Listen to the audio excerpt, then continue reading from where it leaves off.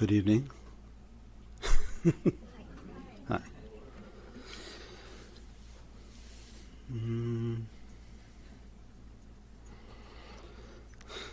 Who thought of this topic? How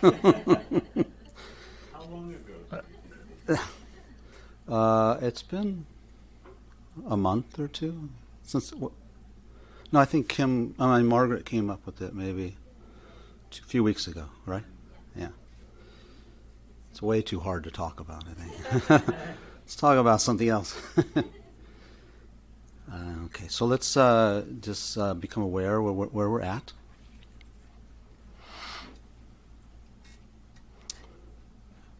Just as best you can without, excuse me, without any, it's not really with trying. Trying would imply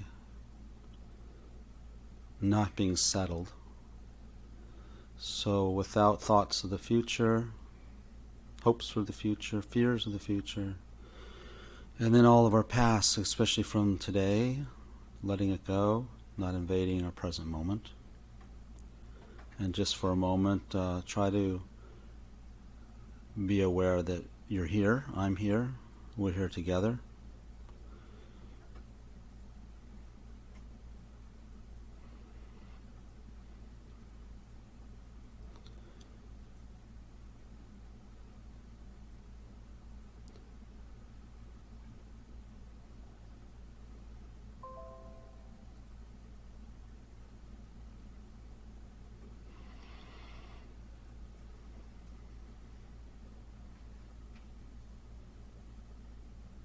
And then if you have the idea that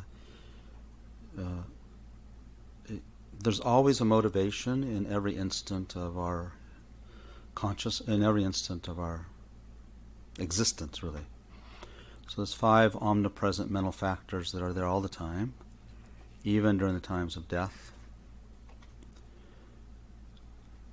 rebirth. So one of the 5 omnipresent, which means always present mental factors, is intention or motivation. So that's interesting. It's always there. So one way to begin to take control of the mind is to just, if you can direct, or we can direct the mind towards, rather than it leaving it up to itself to motivate, then we can make a conscious motivation. So it's a matter of thinking that for the next, the time that we're sharing together, of course you can say the rest of time of your life, you can think to the end of time, but in particular this time we're sharing together, this hour or two, to think, to make a intention or motivation that it's of usefulness for yourself and for others, and bringing more awareness into the mind, more wisdom into the mind, more warmness, kindness towards others. Okay? Then it's not wasted. Okay.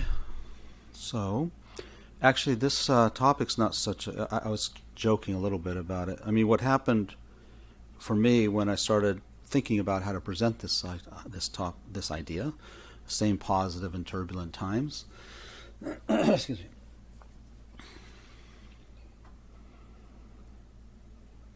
me. Yeah. So the problem with this topic is that it's the whole purpose of why we why we engage in a spiritual practice. Doesn't matter what level we're at, and in terms of spiritual practice, I don't mean necessarily Buddhist. I just mean it's actually what we're doing all the time, whether in a spiritual practice or not, isn't it? It's trying to figure out how to be, I don't know if one would say happy or content. It's how to deal with difficulties. And the reason we want to know how to deal with difficulties is because they make us unhappy. And that's just the bottom line, is if we really reflect, and reflect often, that, kind of more in a deeper way, there's not an instant, actually, when we're not seeking happiness. Now, a lot of times saying, well, no, I'm looking for connection, or I'm looking for pleasure, right? Or I'm looking to not be uncomfortable. or I'm looking to just go have a good meal with my family. But if you expand on all that, as we know, that from the sort of psychological point of view, the reason we do all that is because there's a sense of dissatisfaction. Isn't that interesting? We don't think that, we don't look at the foundation of why we go do all that stuff. If our basic nature was satisfaction, then we wouldn't spend every instant practically doing that, right?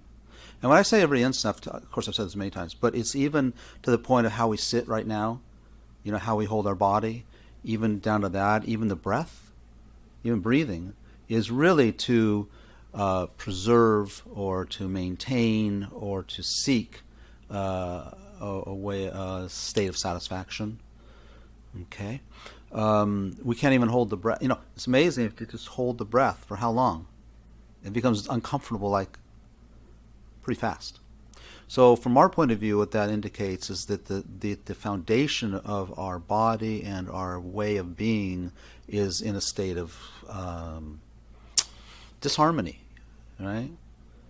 If it was in a state of harmony, then I could hold my breath, hold it, and my mind wouldn't shift, right?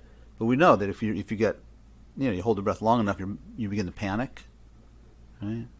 So it's just there. So it's so amazing that even on that level it shows. So when we talk about the truth of suffering, that's what we mean in one way. We'll talk about that a little bit more. So in thinking about what to do, how to stay positive in turbulent times, the first question that came to my mind was really taking a deep look at what it is you want.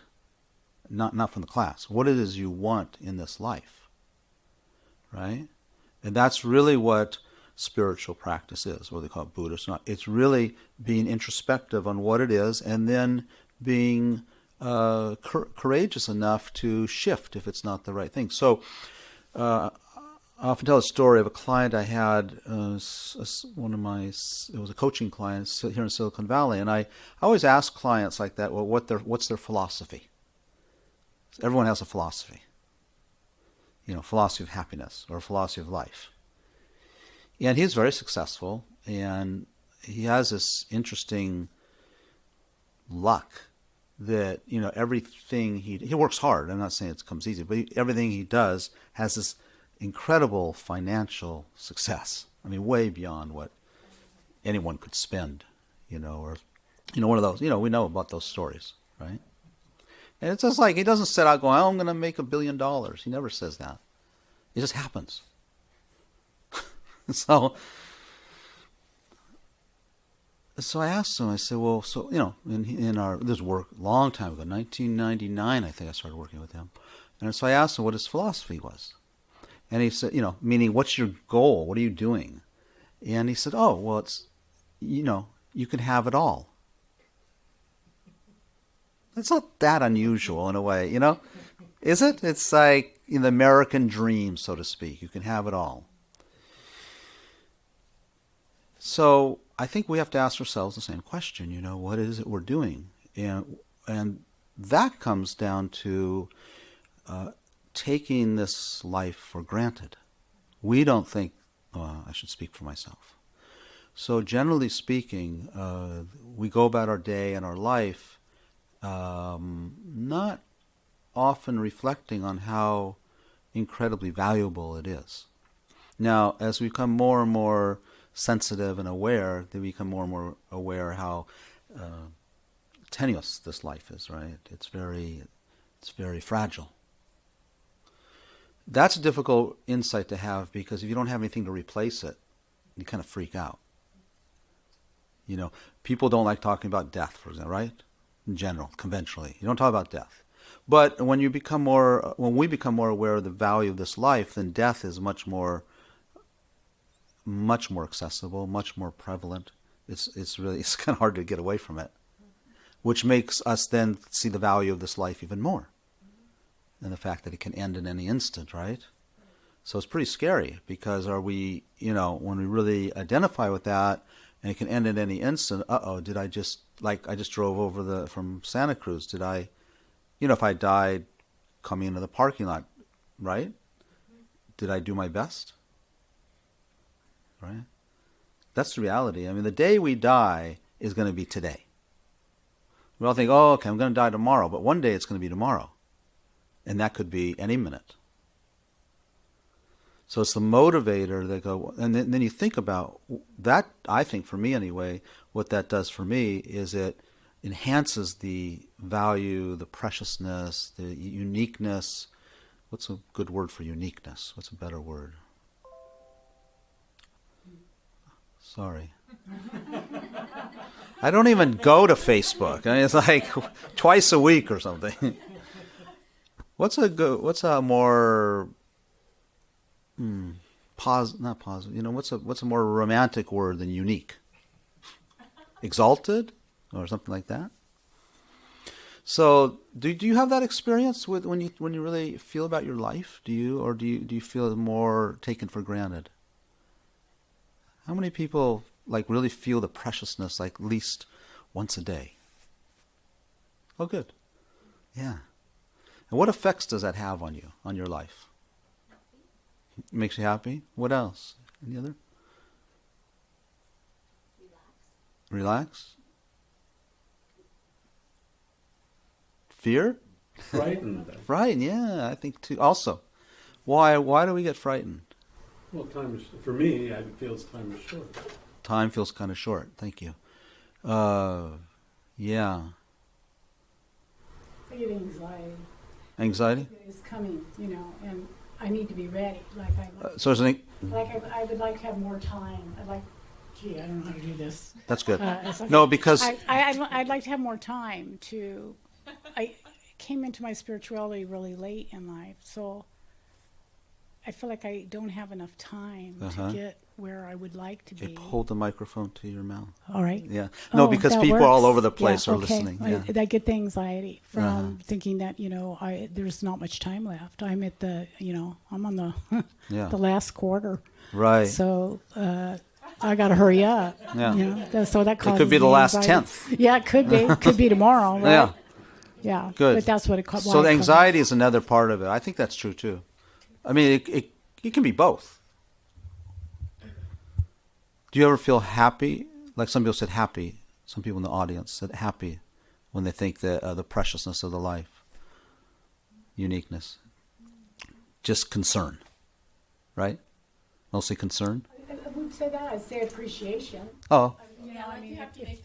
If you count appreciation as being happy. Good. Yeah. But happy is real under what is happy. So appreciation for me is like, looking at the uniqueness that I'm here and I got this precious human life and it's not going to be here forever. Right. And what do I want to make out of it? And what do I really need to have, like the day I die, if I have that opportunity to be thinking, did I accomplish did I do my best? Yeah. And what am I leaving behind? Yeah. Thank you. When I was taking care of Lama Yeshe, when he was very ill and before he passed away, he'd said several times, he was really showing this aspect of sickness, we say. And he used to say like this, he goes, pound his chest. And he said, I'm satisfied. I did my best. He had zillions of more things to accomplish. I'm sad. I did my best. Meaning, so in this moment, did we do our best? And our best is not going to be the same as his best. We have to be kind to ourselves and just appreciate what our limitations are and that we're improving, right? If we're improving, that's all that matters. That's all that matters. Because what else can we do? If we could make enlightenment, we'd do it. We would have all done it by now. So it's just a matter of improving. So I think it's time to make a decision. So for you guys, maybe everyone's made that decision, but I think also it's good to renew it every day or every week or every month, every year, that this precious human life, the reason people take it for granted, it might be all those things about, fear and they don't know what else is coming, right?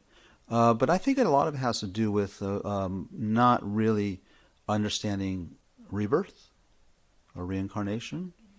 And this is, what do you guys think? I know that you're a biased crowd, but I was thinking about, singing to the choir, as they say. I would sometimes think about maybe I'll do another book. In the last book I wrote, I didn't include rebirth or reincarnation on purpose. And I didn't include karma. But I don't know. I'm pretty stuck now that whether we can really talk about psychology without talking about the fact, fact means you have to have faith, but, the science of rebirth. Because if there's no rebirth, then why worry? Why be concerned about this precious life? You just live it with as much pleasure as possible. There's no reason to, because if nothing continues, right? Why would we do all this hard stuff?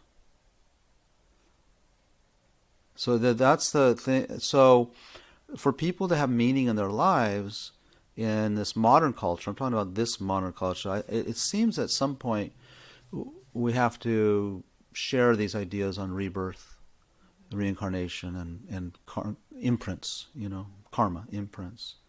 That it's not just this one. If it was just this one life, it's for us, and it is still based a lot on faith, right? It's not something we can see. It's called a very hidden phenomena. There's different levels of phenomena, and rebirth's I think rebirth's a hidden phenomena, and karma is a very hidden phenomena. Meaning we can't perceive it with our normal perception. We need heightened perception to do that. So that's why a lot of it's based on faith, of course. Can't measure it, right? Yeah. So so we have to make a decision, okay? Everyone's going to make that decision. What do you want from this precious life? So, for the most part now, how to be positive in turbulent times. If we don't make the decision of what we're going to do with this life, that we're going to do something different with this life, then it's going to be the same old, same old. And what we're noticing, and by the way, this is a process for me too. It's like I haven't figured it out, right? I work with it. I work with this. Margaret suggested this topic because of the present political climate. I don't think it was because, because, I don't know, there's penguins in Antarctica that are dying off. I don't think it was just that. I don't know. I'm trying to think of something. Obviously it was something that was pretty germane to all of us. So what I notice for myself is that if I got to relate to this whole thing that's happening. I will just say it's this present climate in our country. It's anything too. Turbulent times can be diagnosed with cancer. Turbulent times can be losing a job. Turbulent times, and so it doesn't really matter. That's what's interesting. So it's funny how we are. We get like someone cuts in line at the supermarket, and then in front of us, and then we do one of our dharma things. Well, it's okay. I guess I created the karma, or he must really be in a hurry. Okay. Oh, I got to practice patience. Okay, yeah. Right? But when Pruitt begins eliminating all the EPA regulations, then we think we don't have to apply, right? We don't have to apply the same thinking. Maybe you don't. That's what I think gets caught when I get caught. Or when there's this really, anyway, and all those things. I don't know people's political persuasions, but everyone's frustrated on one side or the other. Not everyone, sorry. Many people. Okay? I think the reason that we're interested in this topic is really because we see a degeneration in the dialogue, that's going on. The dialogue's changed completely, and this sort of division and separation and the seemingly racism, all this stuff has been it's like Pandora's box has been opened, right? And so anyway, we can do the same old, but I'm really convinced. I want to try and find what's the other. Like that saying, what's that saying? What would Buddha do or what would Jesus do? I want to know that. And I think we know. So then why don't we practice it? Why do we make excuses like, oh yeah, well the guy in line, he was really in a hurry, but, Trump should know better. He's president, right? We say that, right? He's president, so he's not as excused as the guy in line. It's strange. I don't know what the logic is there.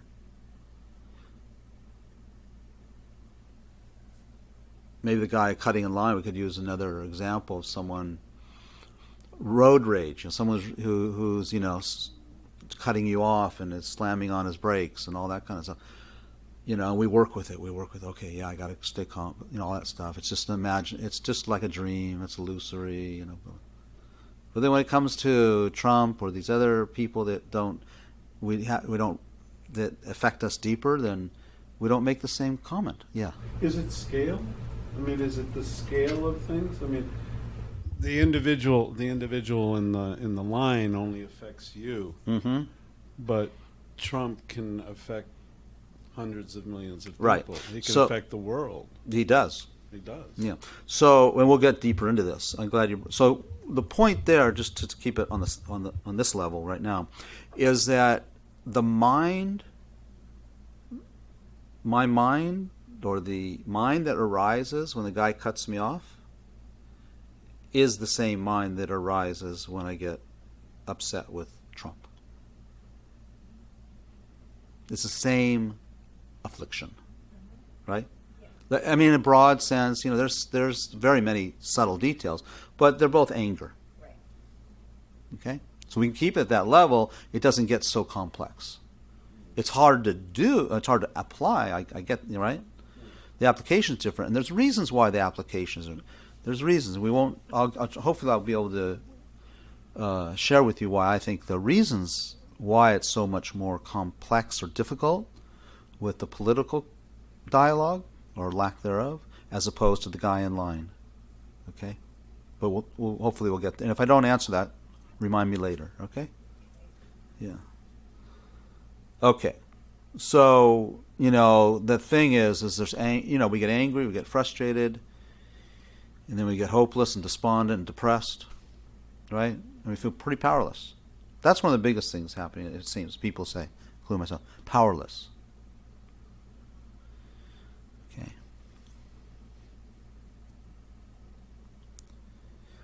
So what makes the difference is the commitment to develop as a spiritual being. And most of you know from us spending time together, when I talk about spiritual being, my definition of a spiritual being is a person who is focusing on developing their human potential. Sometimes I have to go a little more detail because then they think, well, you mean like high jumping or, right? Or being able to climb Everest without oxygen? Which I don't mean that. There is some development of potential there for sure. But that's limited. The human potential, which we're talking about, is in terms of the mental, emotional potential, the mental potential.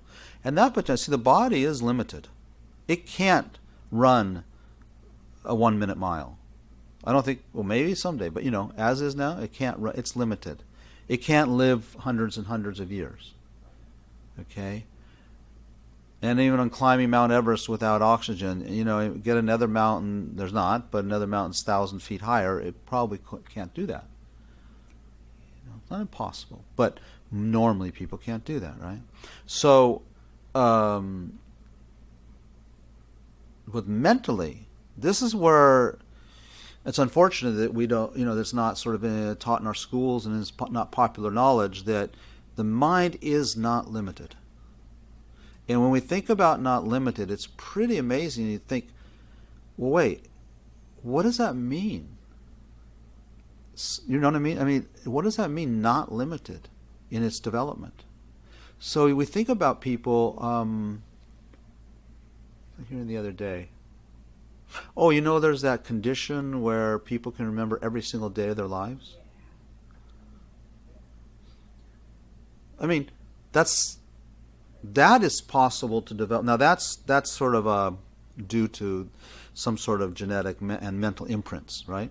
But the meditator or the spiritual person who's developing his or her mind through mind training and meditation develops that skill also. Pretty interesting.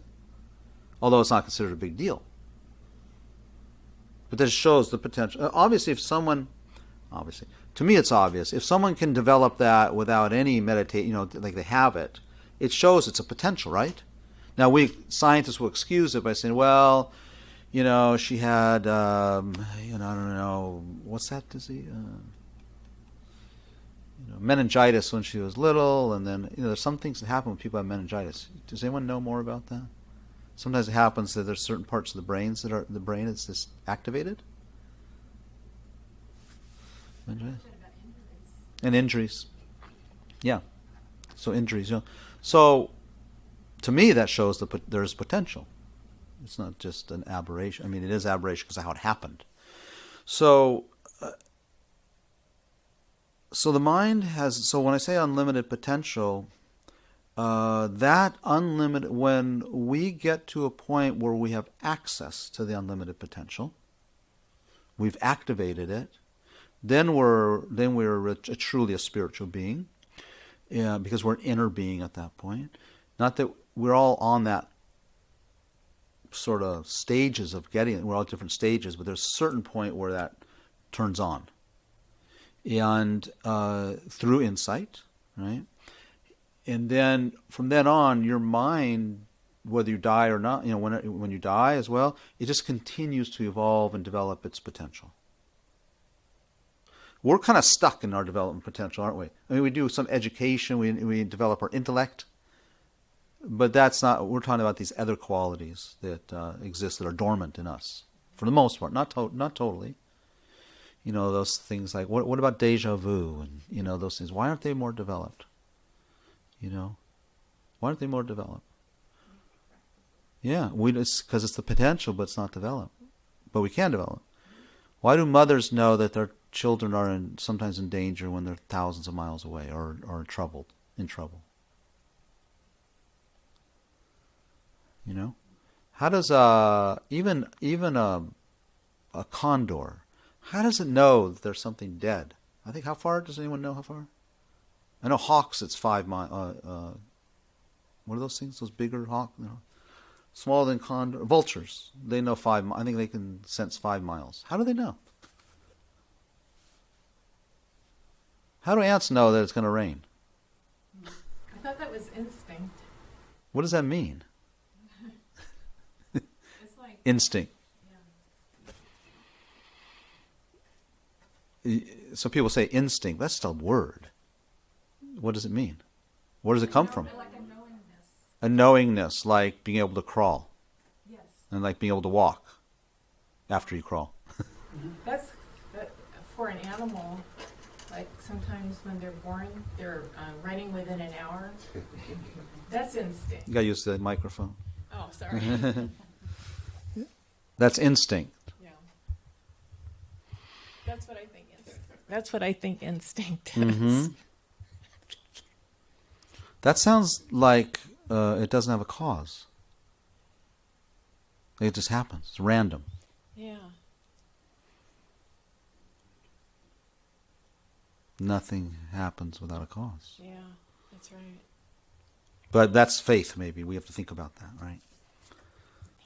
Okay.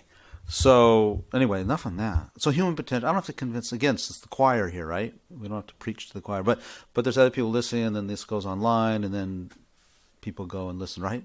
Orders? People. Wouldn't it be amazing to develop our human potential? Wouldn't it be able to access that? Do you think that? I think that's amazing. I think that, and we see it, and it's the thing. The beauty of it is that we do have examples. Now, not everyone has access to these examples, right? Even in, you can look in terms of in the Hindu tradition. Even in the Christian tradition, there's examples. In the Buddhist tradition, I don't know the Islamic tradition. I'm sure they're there. And But without having examples, it becomes a bit dry, doesn't it? A bit intellectual. And so we're very fortunate. It's still in the Buddhist tradition. There's quite there's a number of living role models. Otherwise, it can be, it's very intellectual. It's a bit dry. It can be intellectual. Can be dry.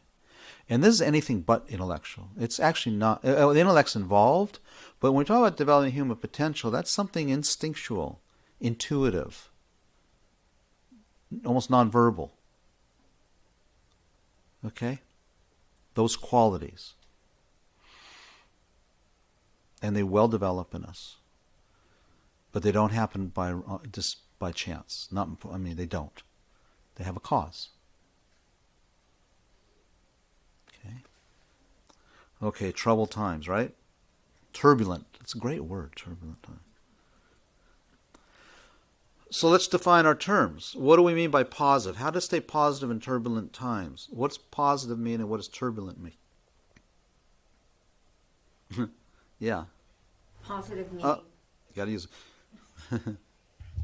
Positive, I think of being always in a state of bliss. And not experiencing negative things, losing things, knowing that something's going to end, like maybe a great day of celebration, that's going to end. So staying on the positive. Turbulent, I think of that as when it brings me negative thoughts, anything that brings up the anger, annoyance, frustration, anything that makes me sad, the feeling of emotions of feeling sad, feeling depressed, those negative things where I want to hide, feel worthless, feel not supported. And positive, just always happy and, like I said, bliss. Okay.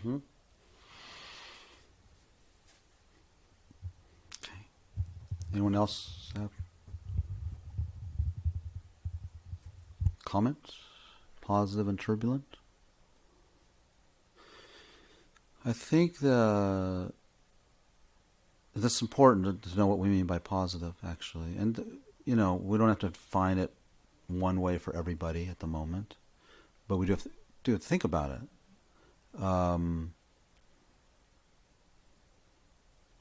For the most part, isn't it pretty common that positive means the absence of turbulent?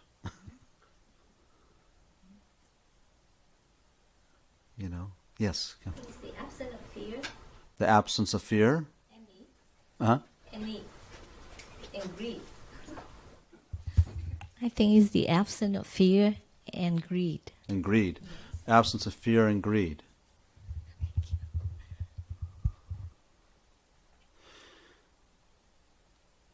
It's interesting when we talk about an absence. I think the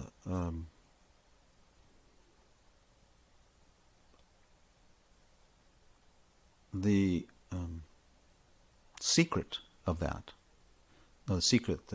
is in terms of our Buddhist psychology, right? There's many ways to talk about our psychology. And Buddhist psychology has different models and different schemes, right? But one of them is talking about the 51 mental factors, that make up the mind, along with the six consciousnesses, or primary mind, and 51 mental factors. And what doesn't get much notice is in those 51, there's 11 that are virtuous or wholesome. But these wholesome mental factors are dormant for the most part, because there's no absence of greed and fear. So if one is working at developing the inner qualities, one does subdue the afflictions like fear and greed, and then allows for those positive mental factors to rise. So fascinating. Other than, a lot of times we think about, I need to develop my compassion, or I need to develop my kindness, or I need to develop... Well, it's true, and those are developed. But what's interesting is that we at the same time need to work on eliminating their blocks, which are the afflictive minds, like greed and fear and so on.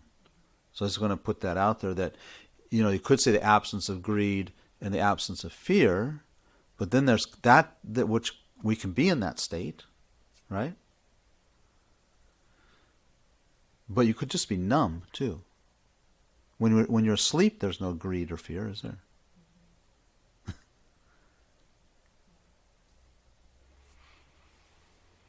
So it is the absence of those. I think it means, but my implication is it's the absence and then the substitution of those with positive mental qualities as well. Okay, positive again. Positive. It's a hard word to define. Turbulent, when we talk about, in terms of the context of this talk, positive in turbulent times, it seems a lot like turbulent means things out there, doesn't it? Things are going poorly out there. Correct? Something bad is happening out there that makes it turbulent. Okay? Yeah. That's reflected internally. Correct. In your mind. Right. But when we talk, when we sat down here, and that's where we're going together. Yeah. But in terms of common thinking, turbulent times means something out there is going on, bad. Right? I think that's just common,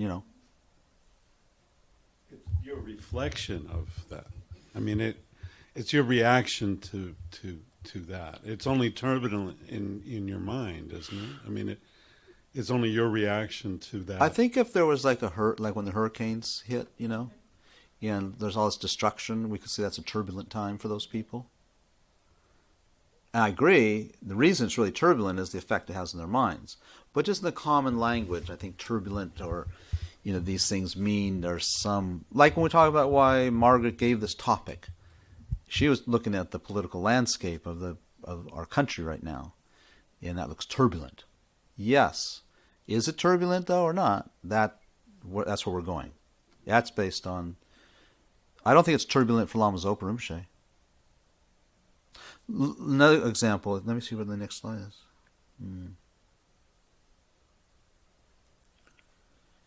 Well, we'll go on to this and I'll bring up my example.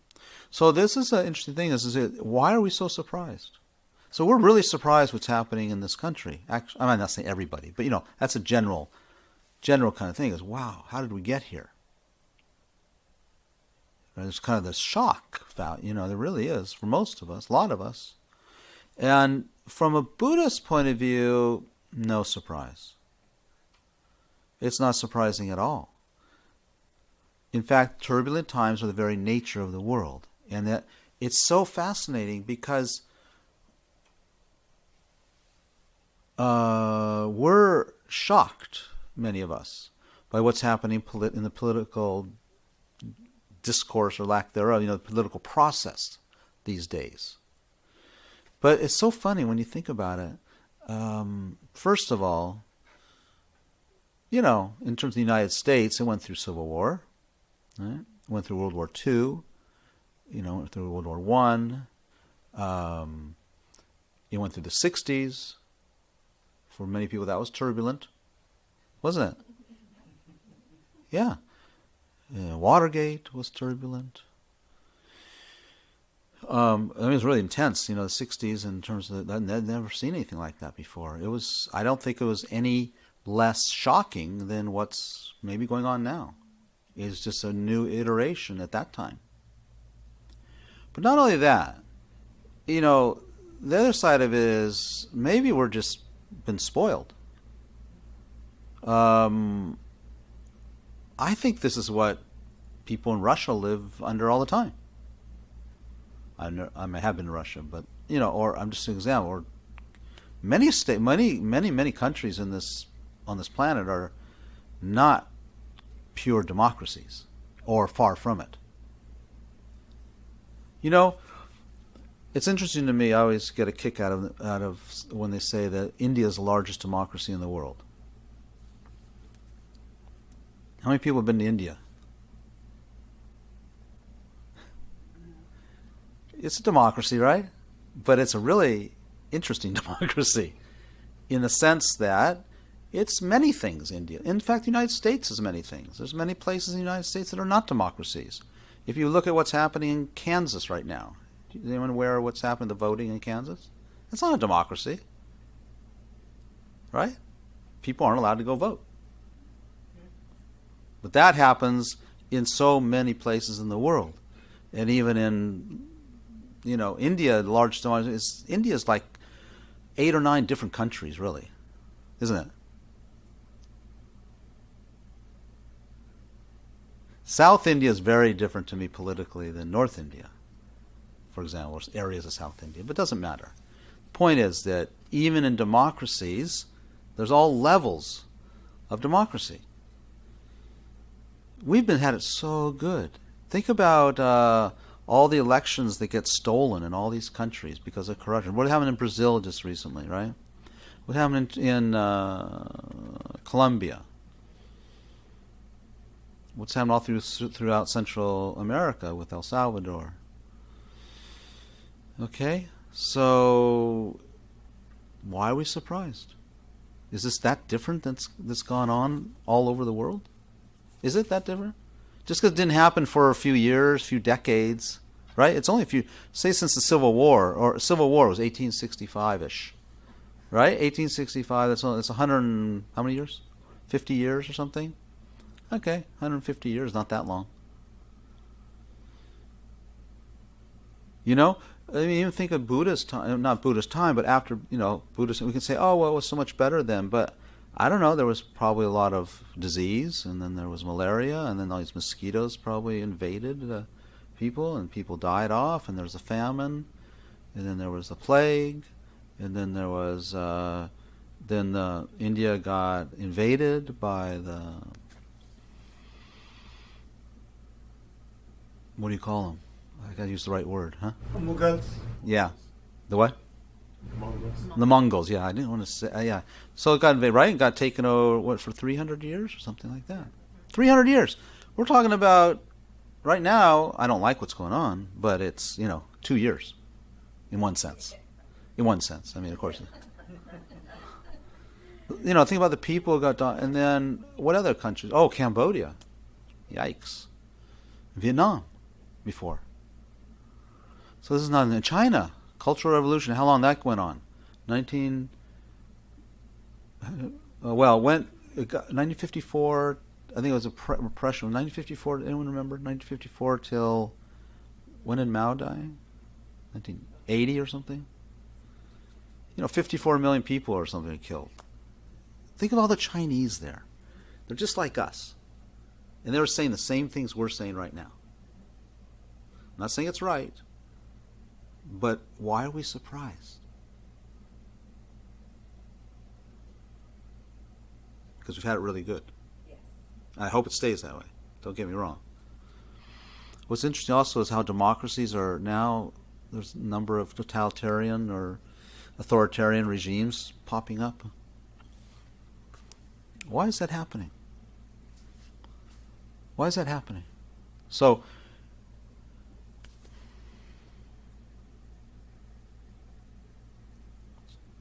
do you remember this? 4 Noble Truths? Everyone ever hear those? Okay. First noble truth is truth of problems, truth of turbulence, truth of suffering. Buddha wasn't pulling any punches, but we're so surprised. Maybe I'm the only one. Anyone else surprised? I think people were surprised last couple of years. But we caught off guard. We let our guard down. That's all. We shouldn't be surprised. It just would take some form. Maybe it would take another form, right? Maybe it would take in the form of war. Or maybe it would take in the form of the economy collapsing. We don't know. It just took this form right now. But that is natural. So we set ourselves up for being unhappy. So I have a question for you guys. So I have a client. She's Iranian, and she came as a student here, and also did I don't know how long she's been here. I think 3 or 4 years, as a graduate student. And now, of course, she can't get back home. But at the same time, they're threatening to pull her visa, right? Because Iran being one of the sanctioned countries. So if she got sent back to Iran, she wouldn't be able to leave. There's a few countries they can go to, in the Middle East.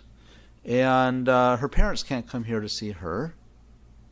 And she says she grew up in a war zone in Iraq. Oh, sorry, Iran. In Iran. And now she feels like and so she was trapped there. Now she feels trapped here. So her experience in her universe. So it's very fascinating. If you live in an oppressive country and you leave and become a refugee, does that mean that everything works out? Because I thought so fascinating when I'm talking to her is that karmically, she has the mental imprints for her that you can't. If you have these mental imprints and you just change locations, it doesn't necessarily mean. I mean, the imprints don't go away. They may be delayed for a while, but they'll come up again as long as the conditions are there. So what happens in the United States is they make these restrictions on Iranian visas and Iranian students. So the conditions came up again for her. She hardly had a breath of fresh air. Turbulent times? Right? So can she be happy?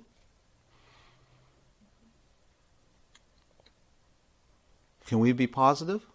Can she be positive? Yeah, she has to be. Difficult though, right?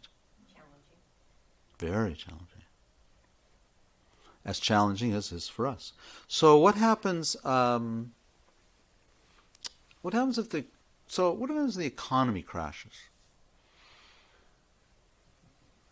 Or what happens if the sea levels rise 2 or 3 feet? What happens to all the electricity, for example, right? What happens to the infrastructure? It's pretty scary. What makes it scarier is putting our reliance on the external. That's what it comes down to. So,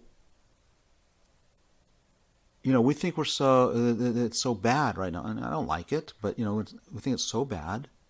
But then we forget. So, do you think the Dalai Lama is pretty positive? I think he is. 60 years ago, he fled because the Chinese took over his country. 12% of his people were killed. 120,000 fled, or who knows how many, something like that. They don't have a home. They're refugees.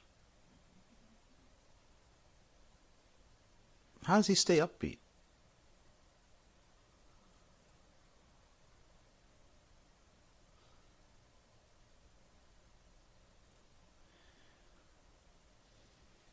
I mentioned the study many times that some psychologists did in India in the Tibetan refugee settlements, and they went and interviewed many survivors of the prison camps in Tibet, the Chinese prison camps, which most I think everyone was tortured in some way or another. Yeah? In fact, they had so little food that they used to have to go into the toilets and sift through the shit that was in there to pull out the seeds and stuff that they weren't digested by the guards or the prisoners, things like that. And they were so hungry. They were so hungry that the prisoners used to congregate in a certain area where it was downwind from the Chinese guards' kitchen, because they would fill up on the aroma of their food. That's how hungry they were. That to get nourished, they would have to do it through their smell. So this group of psychologists were researching post-traumatic stress disorder. So common occurrence, right, for people who've been imprisoned and tortured, right? So they did this. They were doing their study. I don't know how long, 6 months or something. They came back to His Holiness to report their findings and said, "We're confused.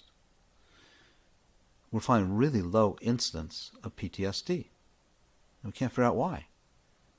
You know, we don't see a lot of the night terrors. We don't see a lot of the anxiety. We don't see a lot of the difficulties in trust, those kinds of things that are common for post-traumatic stress disorder." And so you see, so they went through turbulent times, right? But they had different experience. I mean, when I say different experience, they had a lot of pain, physical. They went through all the physical pain that equal to anyone else being tortured, okay? Equal to as far as we know, the Jews in the prison camps, things like that, right? Anywhere in Cambodia. But they asked us once, but we don't understand why is the incidence of PTSD so low? And it's only said, well, I have two theories. There's two reasons, I think. One is, as a culture, everyone is raised with the idea of karma. So even though they maybe got angry with their guards and the torturers, at the same time they knew that they were experiencing the results of causes that they created. So it creates different meaning, right? That's the important thing. As a spiritual practitioner, we are in the job of creating different meaning. And then they said, then there were some high lamas that not only did they have the understanding that they created the causes, but they also had the understanding of great love and compassion for their torturers. That's a high spiritual practitioner. But it's with the same philosophy as the common people, it has to be it depends on my mind, not on what they're doing. So that's our lesson, our lesson for how we deal with what's happening now. We have talked about the details of that, but the broad approach is that. And I'll rephrase it. The broad approach is creating a meaning that's more helpful. And I hope to go into it. Yeah, I have time to go into it, but some people argue, well, what do you mean more helpful? This sucks. How can you say it's good? Right? But we have an answer to that. Okay? We have to apply our philosophy, as we talked about in the beginning. Test it. The guy who cuts you off in line, does he really suck? We have this thing, so, oh, well, no, this and that, and, right? Why don't we do that with the bigger picture? It's funny, isn't it? We have a limit. Well, it's okay for that guy, but this guy, or this situation. So the reason, the issue is that we have these imprints. You and I have imprints in our mind, and they're not the same imprints. They're common because that's part of being human. We have a commonality with each other. Part of being a living being, really. So all living beings have some common imprints. And all living beings have the same afflictions. So what I'm trying to say is when we're born and before we're born, our mind is carrying imprints on it that we planted on there before. So right now, all of us are planting imprints, right? Every instant. Okay, 200, some say 80 every instant, and some say 230 every instant. Doesn't matter. It's a series, so it's a fluid. So I don't know how you can count them. It's sort of infinite, right? So it happens all the time. Okay? These imprints. So they're just seeds. They're just imprints. They're seeds. Okay? And then at the same time, I'm experiencing you, you're experiencing the room and me. That's also due to previous imprints. The reason you and I are here now is because we have the imprints that are ripening now to be here. Okay? Your best friend or your children or your parents aren't here, are they? They don't have those imprints. They're experiencing something else. That's their imprints. And the conditions. The timing is something only Buddha can say. I have no idea why timing, these are imprints. The other people might have the imprints for us all to be here together, but they didn't have the conditions. They didn't come together. So they're at home, watching Rachel Maddow or something. Or Sean Hannity. Or hopefully neither. Maybe they're meditating or something. So that's the imprints. Now, if it was only imprints, that'd be fine. But then we have these afflictions that we also carry with us from life to life. Okay, we carry more than afflictions, but we have the afflictions. These disturbing emotions. Okay. I'm just not going to go into this but I just want to say that the two really important, or one basic law that we don't really pay much attention to, is that nothing is definite. We think everything's definite, right? Definitely the economy will do better. Definitely, this doesn't make sense because definitely this will happen and that one. But actually, you can't predict anything, really. Not much, right? You can't even predict your next breath. None of us can. We do it based on the past, but that's not definite. It's sort of maybe a statistical odds or something like that we're going to have another breath. Okay, but it's not definite. Nor is our political system. Okay, nor is our welfare. Nor is our food supply. Nor is the climate. Nor is the weather. Okay? And we get set up. Now, I think people hear, but you think about your friends and stuff, you always hear like, oh, it'll be better. Right? Like it's definitely going to get better. Okay. The other thing in terms of Buddhist cosmology, and I think it's the same in the Hindu cosmology, is this is called a degenerate age. So things are just cumulatively worse. Okay, these ages last about, I think,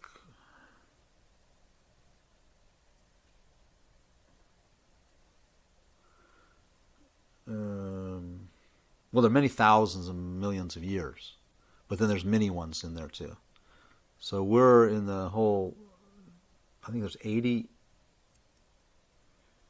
eons and then those 80 are divided into 20, 20, 20. In terms of evolution, sustained, then degeneration, then disappearance, like that, of the planet or the solar system, right? And so those, we're in like the one that's going down. And we're at the end, we're towards the end of the one going down too. And this is 500 years, something like that. Shakyamuni Buddha's teachings is one small, God, I'm starting to mess this up. But anyway, I haven't studied this stuff for a while. But it was one small phase of the degenerate age, and that's 5,000 years. And we've passed midpoint of his teachings, and then after 5,000 years, you won't even find the word Buddha or anything, any reference or anything like that. That's how it's supposed to be. So we're, you think about it, we are in a degenerate age. The fact that compared to a long time ago when it was easy, like in Tibet even, where the monasteries were flourishing. That happened in India too, and in many countries. So that's not happening now. That's flourishing. Some people say, "Oh, it is flourishing. Look, it's all in the Western world now." But it's exposed here. But I don't know if it's flourishing. If you know what I mean. I mean, flourishing is a little different than just exposure. Maybe it's flourishing. Maybe there's more practitioners. I don't know if there are or not. People have heard it more. That's good. But sometimes it feels to me that while more people have exposure to Buddhism, it seems it's kind of at the cost of depth. My kids are Buddhists, but they have a hard time doing like the retreats that I did when I was their age. We went to a lot of teachings and a lot of retreats, and I was in Asia, so months of, years and years of in-depth exposure. I think that's harder now. I think that doesn't happen as much. But more availability. which is good. Good thing. Okay. Words create worlds. You probably know that. So that's when I talked about when we first started about creating meaning. We have to be very, what's happening. It's amazing to me that some people say that it doesn't matter what these politicians say. They say that. How can it not matter? So one phrase that I picked up in my consulting time from working with appreciative inquiry was words create worlds. And they go on to say that people, organizations, and even countries move in the direction in which they're having conversations. Right? So we're having some really, it seems to me, some very divisive conversations. Not to me. Okay, to me, they seem like that. I know the people who are having those conversations don't feel that way. But I think if we look at the conversations and the content of the conversation, and then even us who get caught up in it all, have to be careful, right? Because we need to create different meaning and different conversation around their conversations. So I see myself, when I watch, I do watch Rachel Maddow and those kinds of things, and I do see myself having like this kind of conversation that comes out of it. And I realize that's not a very productive conversation either. It's the other side of the bad conversation, but it's not necessarily a conversation that's going to lead to awakening. Okay? It more leads to us and them. And I might even be right. I'm sure I'm right. But it almost doesn't matter because it's not producing anything that's productive. And I'm not saying don't do anything. Don't get me wrong. People should act, but I'm talking about the mentality behind those conversations and being very convinced that they're wrong, right? So that's no different than the other side saying you're wrong. It's both captured by ignorance. So we need to think about. So I think about a lot when I'm watching those things, and I feel this way. And then, it really bugged me what they were doing with the EPA. That was really painful. It bothers me what they're doing in Kansas. But I have to think about how I have to be accountable. What kind of conversation do I want to have? And actually, preparing for this class has helped me a lot. Saying how bad it is in Kansas, it is bad. But what's really happening? So if I go to my Buddhist philosophy, my Buddhist psychology, saying it's really bad and looking at it that way is not any more enlightened than the people who are doing it. Fortunately, I'm not doing it.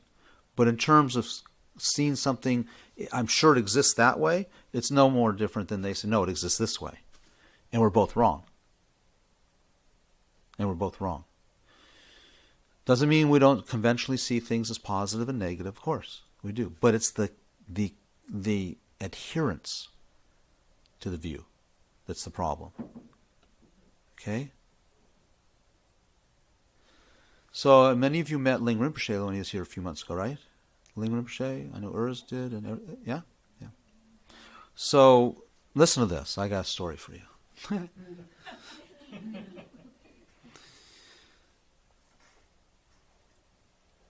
So he came. I had the great fortune. He came over for lunch, and we were talking. And I asked him, what was he concerned about? Because he has a very big role in the Tibetan community, very, very big. He has a very important role. In the sense, he's sort of His Holiness's main heir. For the Tibetan people, one of them, one of two or three. And so he's very clever, these lamas. I knew his trick, but I still fell for it. And he said to me, I don't know, Karuna, what are you worried about? What are you concerned about? I told him one thing that I won't share because it's a little bit personal, but then I said, well, I'm worried, and he criticized me for my first one. The first one, I'll tell you what, is related to. I said, well, I'm just worried that I really want to be able to do long retreat, and I'm worried that if I don't act soon, then you get kind of may be too old that it's like that my faculties and my health won't be good enough, and I won't be able to. I'll miss out. He looked at me and said, "That's very selfish." I've been thinking about that for 40 years. No, since Lama Yeshe passed away, so 33 years I've been thinking about that. So okay. So I said, well, Rinpoche, I tried to redeem myself, I'm not that selfish, really. And I said to him, well, the other thing I'm concerned about is the state of our country and Donald Trump.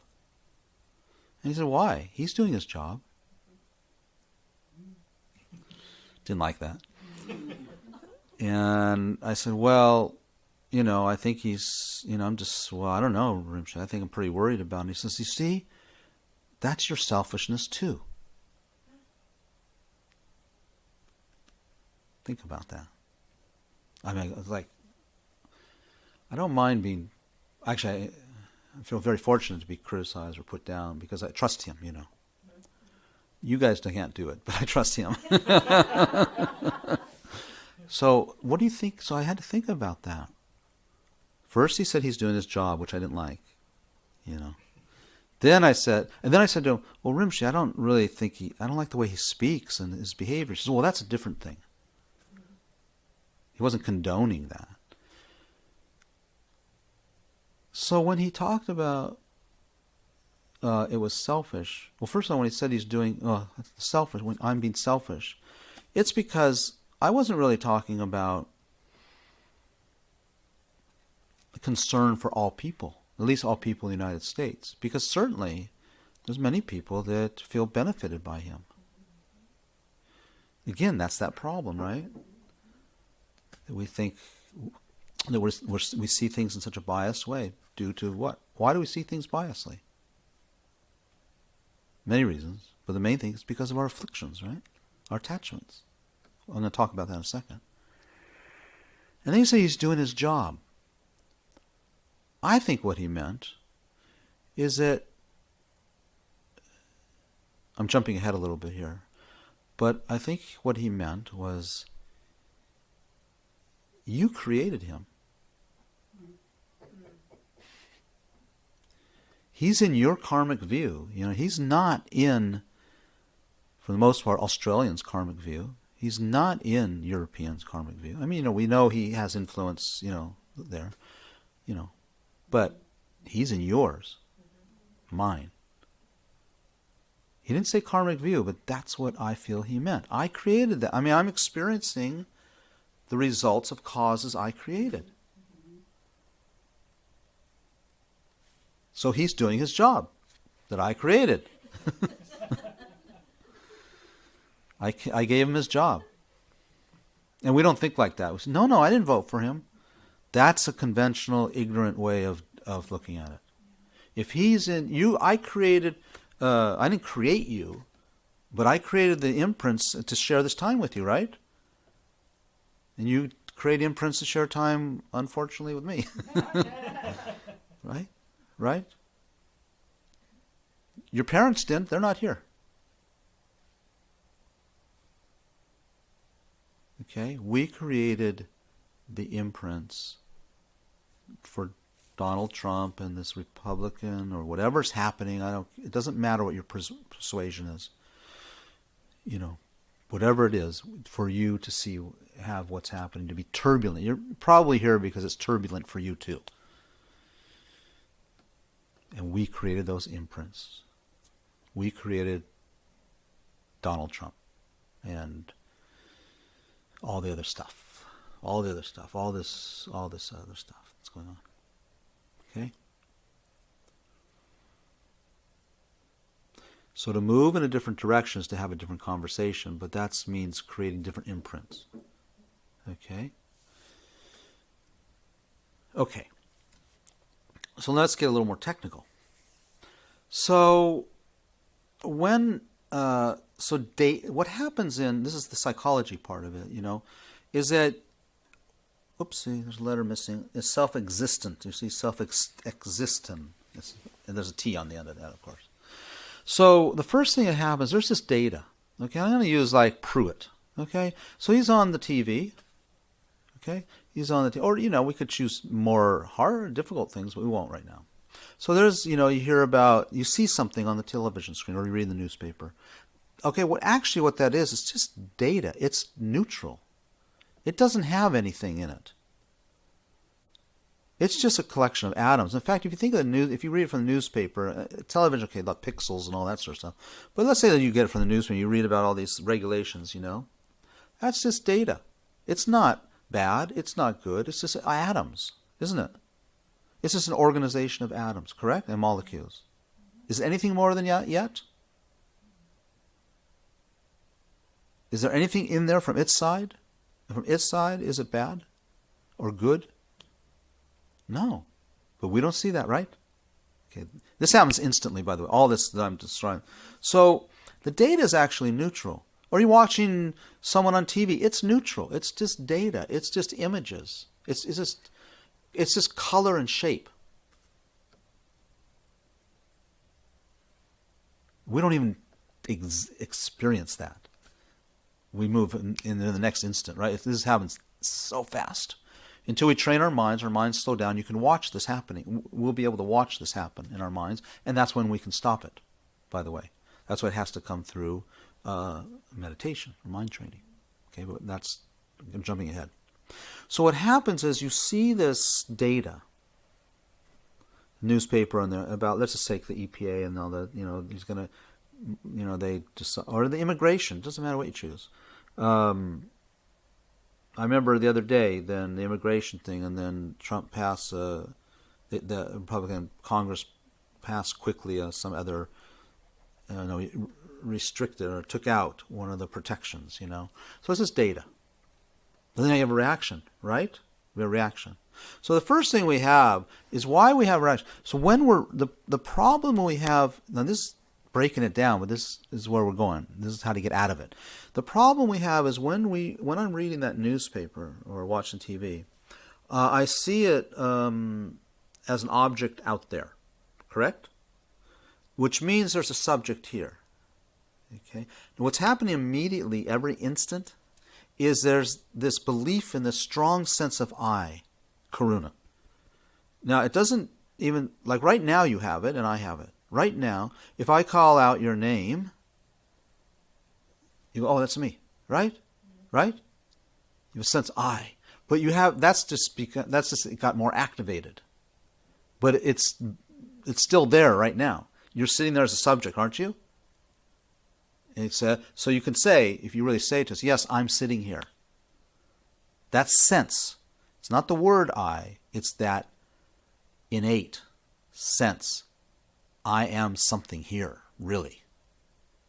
I'm not Urs. I'm here. That sense. That guy, that identity, that very subtle sense of I, is looking at the newspaper. Because there's duality. So, and I'm also seeing the same thing in the newspaper or the television. This is a little more subtle, harder for people to get sometimes. The same sense of I is the sense of other. It's the same, to the same degree. Like it's really there. In reality, we'll go into this later, but neither of those are correct. Okay? Neither of those are correct views. Neither of those are correct for how those things really are. How about that? Doesn't mean they're not there. They're not there the way I'm seeing them. You all know that. I mean, we all heard this before. But this is how it starts. So you grasp at this as being really out there, and there's a subtle thing that's happening, is you're really grasping at you too. Then due to our habits and our instincts, okay, based on the past experiences and all those formulations of opinions, ideas, and principles. So I look at that, I'm sitting there, and Urs is sitting with me, and we're watching this Rachel Maddow talking about Pruitt, rescinding all these regulations, right? But we're not having the same experience, are we? But is his experience right or is mine right? And he's going, Urs is sitting next to me, goes, right on, Pruitt.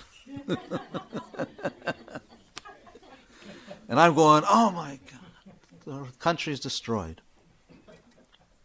He says that not just spontaneously, right? It's not spontaneous, right? It's due to his and mine's not spontaneous. For spontaneity, it would be like my children who never thought about that. They don't have a reaction because they don't have those formulations necessarily, or they haven't been stimulated anyway. But they might not have even formulated those. And I tell them, don't you know what's going to happen? It's going to be the destruction of this country because he's taking all these regulations away. And then someone else says, no, I think it's great because business is going to increase, and then people have more jobs, and then they'll be happier, and the homeless will go away, and then right? And you say, no, it doesn't work like that. The point is, it's just right. It's just meaning that we've generated over countless lifetimes, and we come in contact with it, and we generate that meaning around it, right? I mean, we have a feeling. Okay?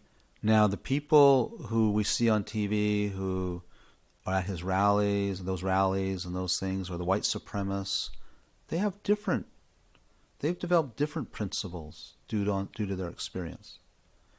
And by the way, I developed my principles. Why? Because they make me feel good. That's all. Back to that thing. They developed theirs because it made them feel good. Same thing. We're not that different. So what happens next is there's a sensation. So I just see Pruitt and this thing, and I get a sensation, right? You follow me? It's very subtle. It's just a sensation of discomfort. Unpleasant. Urs is sitting there going, fantastic. He's getting all these pleasant, warm feelings. You know what I mean? That's what's happening. And it's all based upon the past, all based upon the imprints on our consciousness, all based upon opinion that we formulated because what felt good for us and it didn't feel good for someone else that way. That's all. And it might have been because it's so simple as I was sitting with my dad. I was 6 years old, and I loved my dad, and I trusted him, and he was my God. And he said, business is good. It's better to have business, even if the environment suffers a little bit. Science will figure it out. But without business, people are going to starve. And then I got that idea in my head, right? That's all it is. And then the white supremacist got the idea, he was told something by someone he admired, and it made sense, and then he developed that idea. But it's also based upon some imprints from the past, by the way. Or else he would reject them, or I would reject my dad's advice, right? Has to be something in me that resonates as well. Okay. Then the emotion comes up. And I get angry at the television or at this guy, right? And I get hopeless and sad. Not Urs, though. He's happy. He lets me tease him. Thank you. But it gives contrast. I mean, it's just so relative, right? It's not actually true. We say it's true. It's true. It's ruining the country. Why don't you feel more hopeless? What's wrong with you? And none of it's all just this relative mishmash. Are there any people asking questions? No, okay. So then we act. Okay? Then we act. We get angry. We go online, figure out ways to make donations to one group or the other. We go protest. We start yelling at the other side. We get in fights. Right? People don't talk anymore. They don't have political discussions. It's too delicate now. With friends and family. It doesn't work. Turbulent times. But it all comes from the way we perceive it. And we're not careful. And someone you say to you, no, it's really bad, isn't it, what they're doing with immigration? Relatively we have to make decisions on right and wrong. I'm not talking about that. But we go way beyond that. Okay? Does it make sense?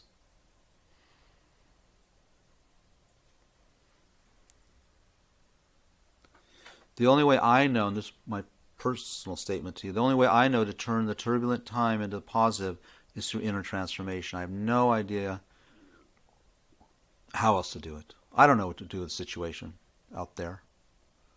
I feel powerless. Of course, where I have power, I do it. I vote, But really the power probably comes mostly from being a kind person to everyone.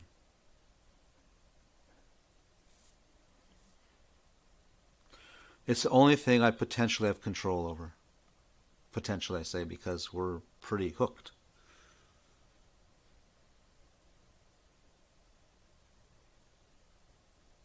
And it doesn't mean, I don't think you think that I mean this, but it doesn't really mean to become like a jellyfish, It doesn't mean you don't have opinions. It doesn't mean you don't have feelings. It doesn't mean you don't have points of view. Of course, we have to.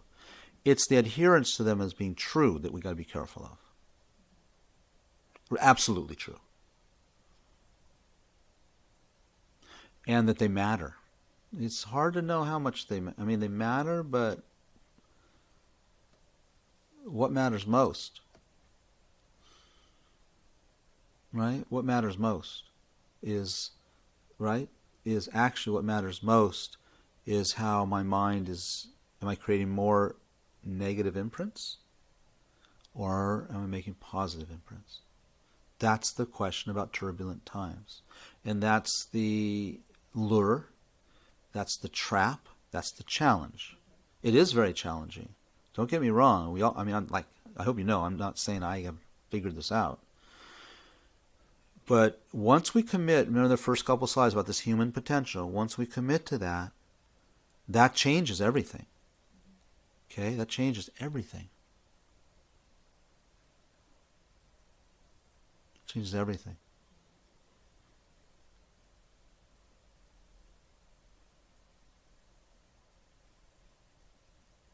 It's fascinating, I don't think this is accurate, but I was thinking the other day in terms of how karmic cycles, cycles. And I was thinking that it does seem that what's happening now, these couple of years, is a carbon copy opposite of what happened during Obama's administration. And I might be overly idealistic or something. But my point is that if the karma is there, it's there. The other karma ran out. We can call it merit or whatever you want to call it, ran out. I'm not saying he was perfect, by the way, don't get me wrong. But, it ran out. That's all we had. And we also have what's happening now. And whether it changes or not depends on whether the imprints are there. And I don't think we create the imprints for the change by being angry and hating the other side. I think that makes it, I think those are imprints that perpetuate it. So we have to think, if we believe in cause and effect, now, not all cause and effect happens immediately, but for the sake of our, we should think it's immediate because it's more helpful. And it could be immediate. So then we have to think, well, what world do we want? And what are the imprints, what are the causes that create that? Okay? It is pretty bothersome, this, each side getting so now polarized. Yeah. It's dangerous.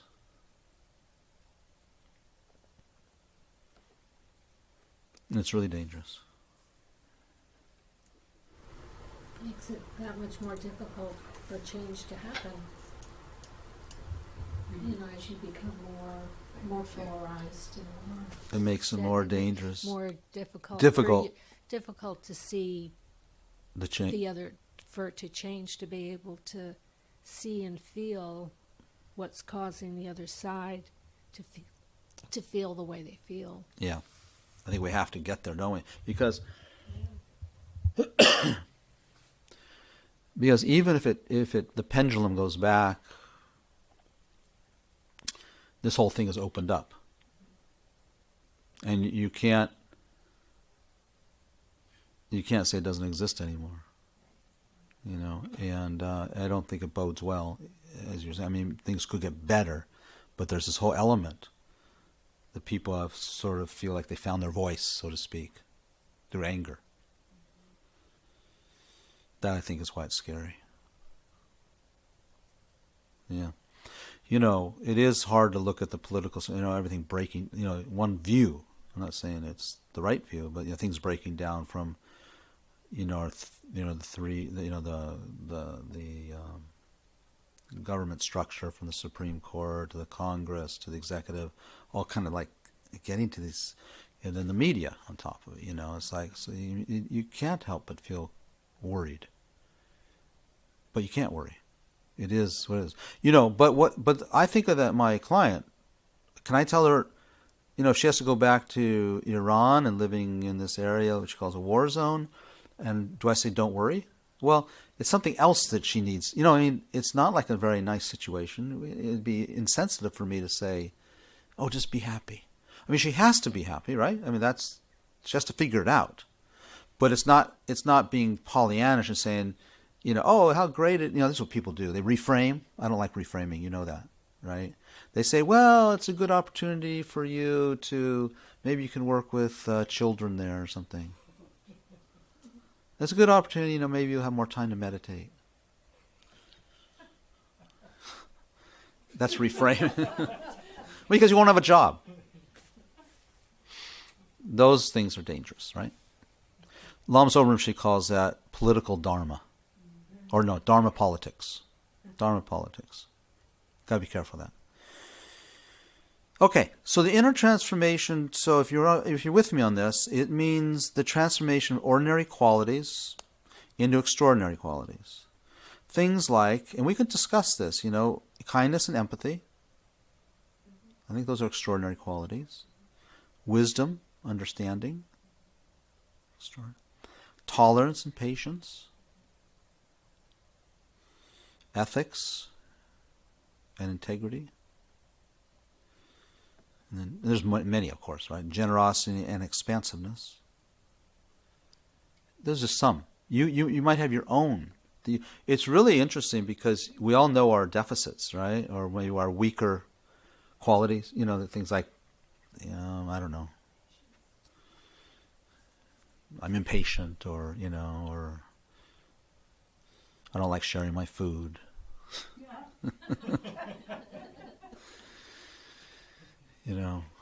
Things like that. So you can have your own choice, but this is what's really hard, and this is the spiritual person's distinction. The distinction between a spiritual person and non-spiritual person is, first of all, wanting to develop those qualities. Why would you want to develop those qualities, actually?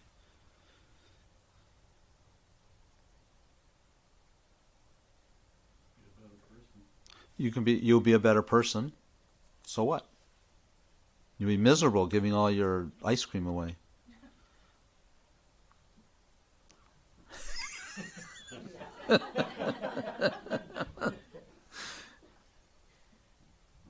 Sorry, I didn't mean to. I want to push you, right? You'd be a better, what'd you say? You'd be a better person. Be a better What does that mean, though? Actually, take that a little further. So what? Makes you feel good about yourself. Yeah, it makes you feel better about yourself. Okay, thank you. Makes you feel better about yourself. Is that selfishness?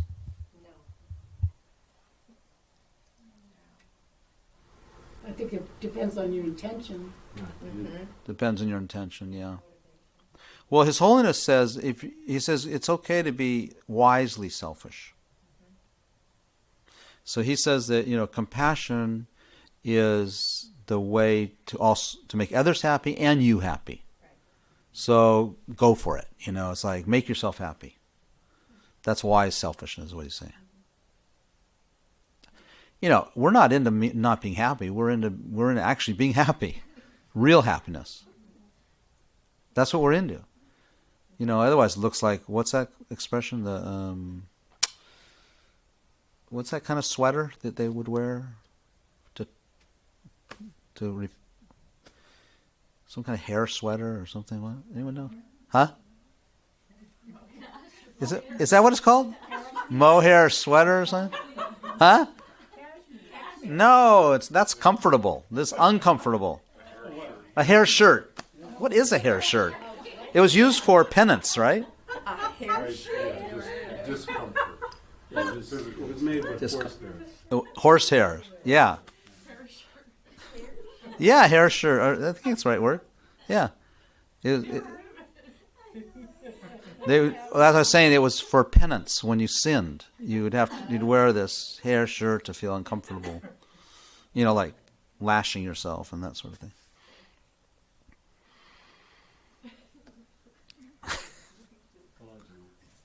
So to be a better person, of course, to be a better person, you would be a better person if you were kind. We would be. And empathetic. We would be a better person if we had wisdom and understanding. We would be a better person with tolerance and patience. We would be a better person practicing or having a sense of ethics and integrity. We would be a better person if we're more generous and expansive. Okay? But this is what Buddhist psychology says, and it's funny because not everyone understands. Well, the reason is because you'll be happy. So there's not this equation that better person is happier person. So we have to state it. Okay, for the people who don't know, better person is a happier person. But that takes a lot of practice, right? It takes a lot of convincing. It's not that easy. Because if I'm a better person, then maybe people take advantage of me. If I'm more generous, I might end up with nothing. I might be homeless. So it doesn't mean that. It can mean that in a very a certain sense, but not at our level. Lama Zopa gives the shirt off his back, literally. I saw him do it. Many years ago in New Delhi, he was scheduled to travel overseas somewhere, and his secretary was, trying. It's always like this with Rinpoche's sense of time. He doesn't really have much sense of time, it seems. And so he was doing these interviews with people, and he gives them everything. He doesn't have any sense of space or time because he doesn't have any sense of selfishness, right? And so it was getting later and later, and finally the secretary sent all the luggage to the airport. In those days, you could do that, right? Sent all the luggage to the airport and was going to take another car waiting for Rinpoche to get ready. And he's in there talking to a really old Tibetan monk, and the secretary's getting really impatient, and it's like an hour before the flight kind of thing, and finally Rinpoche came out and said, "Okay, let's go." And Roger, his secretary, looked at him and said, "But Rinpoche, where's your shoes?" "Oh, the interview before that one, that person didn't have any shoes, so I gave him my shoes." And Rinpoche was dressed in his for the monks, their undergarments. And then Raj said, "But Rinpoche, where's your Zen?" He was just in his petticoat. They go, "Where's your Zen?" Not Zen. Your I can't remember the skirt called right now. And he says, "Oh, that old monk that was in he didn't have any sets of robes. He only had one set of robes, so I gave it to him." "But where's your Tonga?" "Oh, I think I gave that to him also." He said, "Let's go. Come on, let's go." That's okay. We're not quite there yet, but that's actually the perfection of generosity. He doesn't have any I left to go, "That's mine. I need that." Only others. So Roger had to go in his suitcase and take out one set of his robes and put them on Rinpoche, and then off they went. I think Rinpoche is one of the happiest person in the world. Anyway, just an anecdote there. So these virtues, the bad news, these virtues are only created through problems, through challenges. Let's say challenges. You don't create kindness by hanging around your family. Your loved ones or whatever you want to say. You can, a little kindness, of course. Kindness comes when you're asked to be kind to someone you don't want to be kind to. So you want to be a better person? Now, turbulent times are the way. So you can actually, from the Buddhist point of view, you can just evolve very quickly in these times. That's the good news. The bad news is all those people out there who have to suffer from these bad times. That's not very nice. But at least we have to use it. We can use it. So you cannot, if patience and tolerance is one of our virtues that's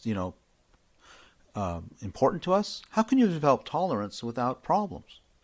When are you going to develop it? Oh, I'm a very patient person. I was with my wife at the doctor, and the doctor was only a half hour late, and I didn't get angry. That's kind of how people think of patience, right? Normally. Yes. There's a question online from Konchok Dechen. He asked you to discuss reframing in more detail. Yeah. So reframing, I gave kind of a quick put down. So the problem with reframing, as I see it, and it's not a problem. I mean, it can be a problem. Sometimes it's a very useful thing to do. But often what I found with reframing is that in terms of the therapeutic context, which is, I think the word sort of more comes from the therapy, psychology interaction, is that a person will be saying something like, I just can't get out of bed in the morning. And the reframe is from the therapist will give some explanation that's sort of the therapist's, I don't know if it's wisdom, but the way they make sense of it. So they'll say, well, that may be because, your mother always made you get up early for school. So that's kind of a reframe. And that may not be the client's experience. So reframes sometimes make the mistake of speaking from the therapist's experience and not from the client's experience. So I prefer reauthoring or restoring. That's the way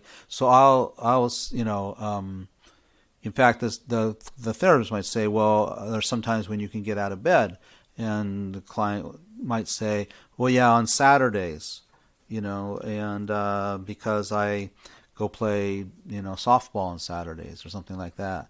And then the reframe would be, something like, I may have got myself in trouble here. What would be a reframe for that?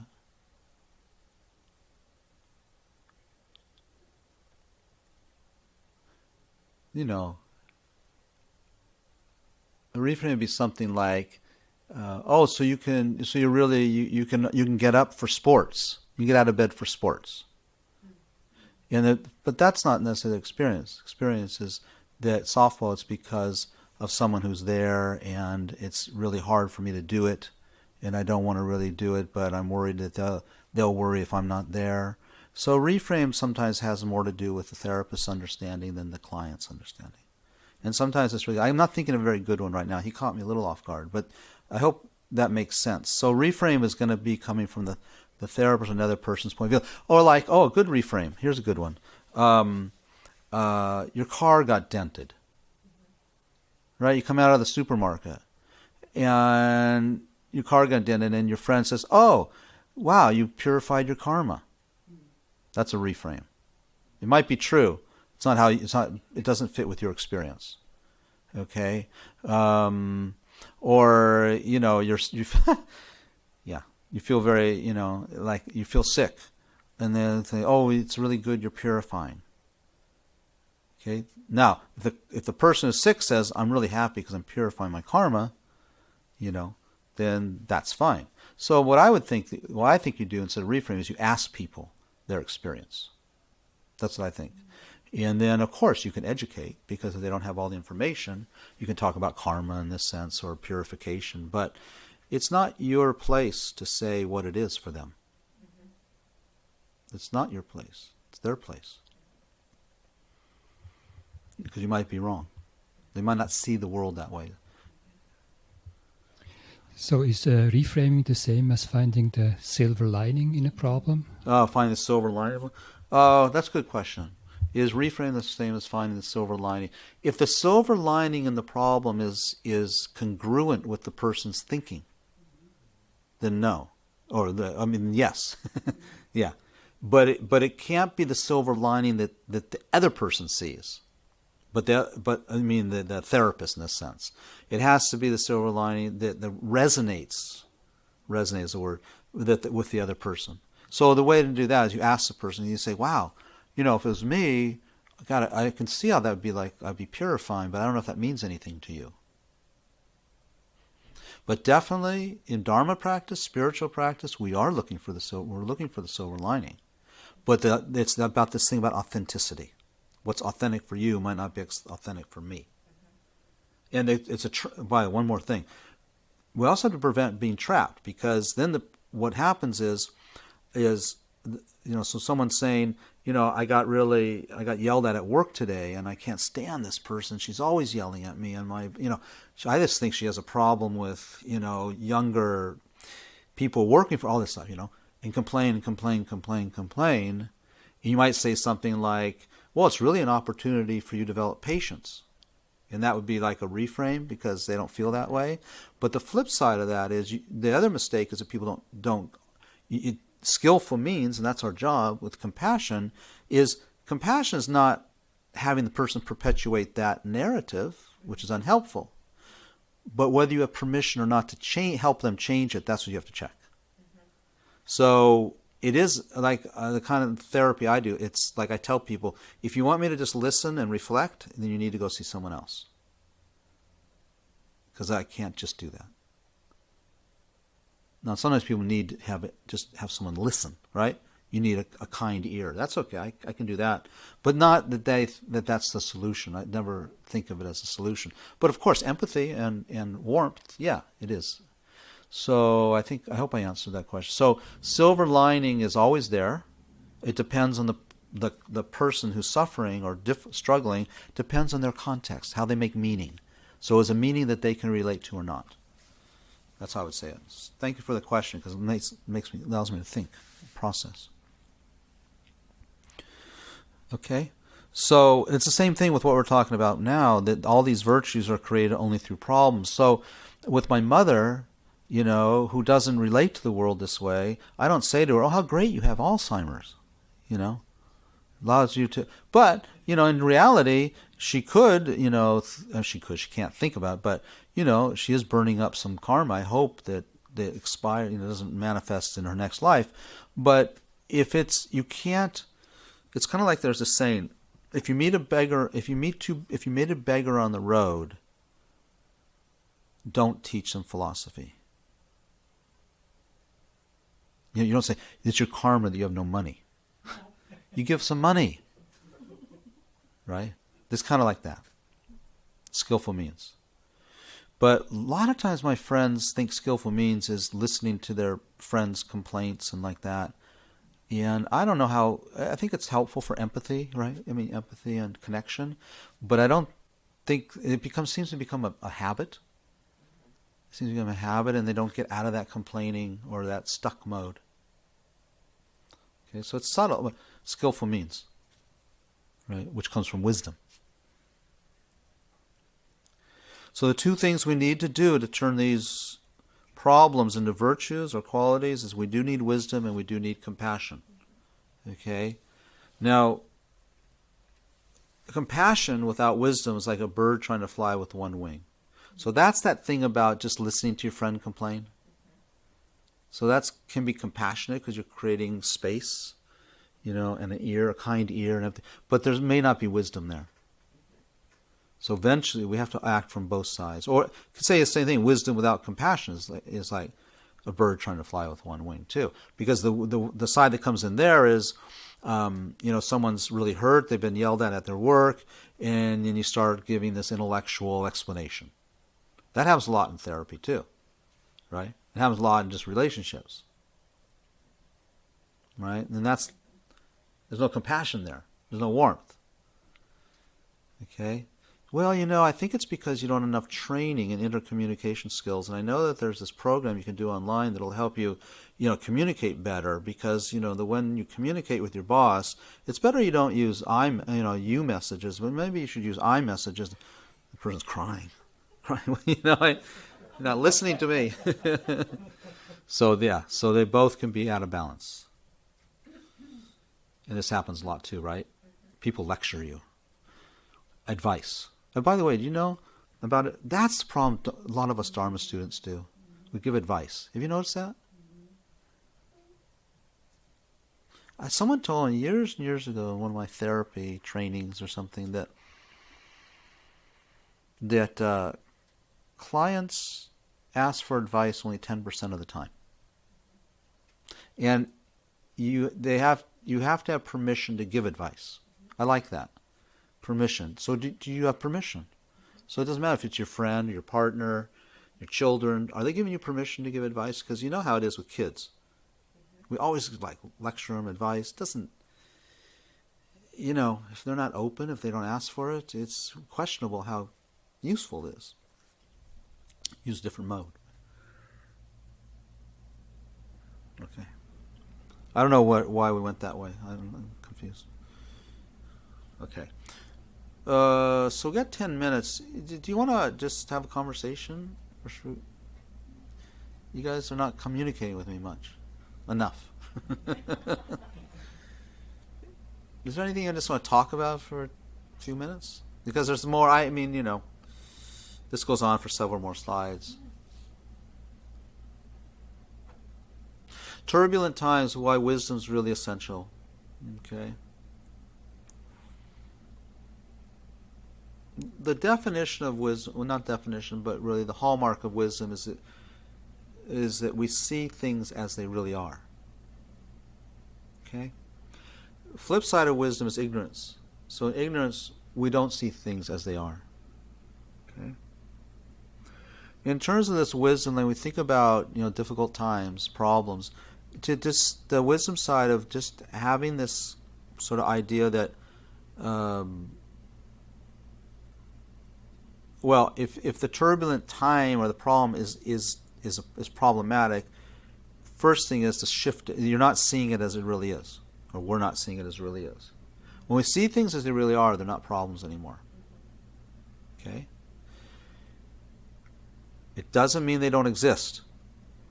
It just means they're not problems. Because problem is a label, isn't it? Turbulent is a label.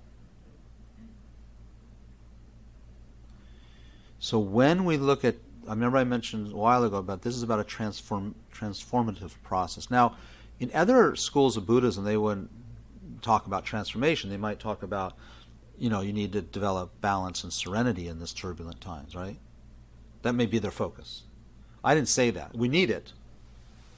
Definitely need it. But I'm going at it from a different angle. The angle I'm going at is to use it as transformative, in terms of developing our spiritual qualities. And I'm being very simplistic when I explain this. Okay, so if I can be a little excuse, is that in the Theravada or Hinayana school, they probably, in general, okay, I'm trying to be very careful because I don't want to offend anybody, but or even in which a lot of this sort of Vipassana comes out of, and mindfulness, is they're not talking about transformation, are they? They're talking about serenity, peacefulness, balance. So the turbulent time, this is what's going on, and then staying balanced and calm in it.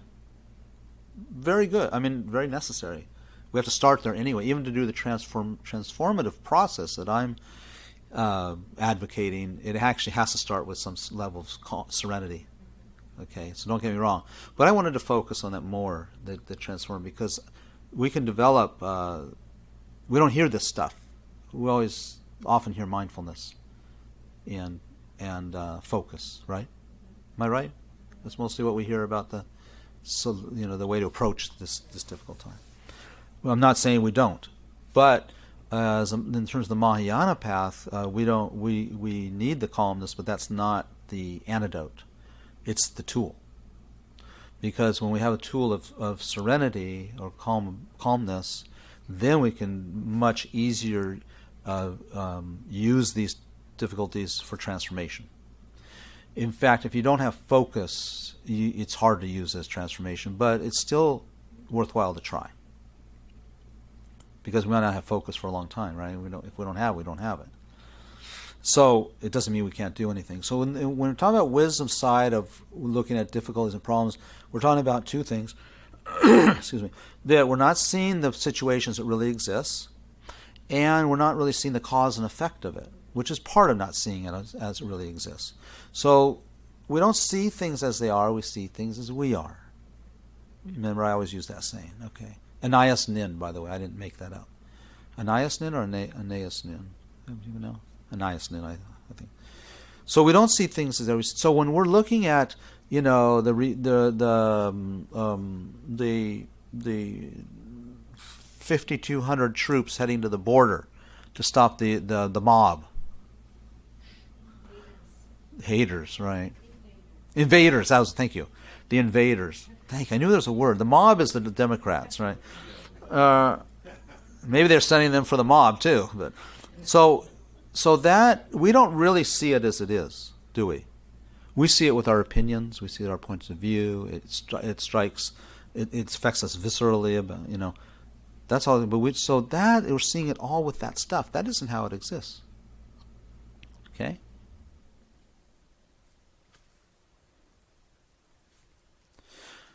So, two of the things that are a problem with, two of the things that wisdom we don't see is the changing.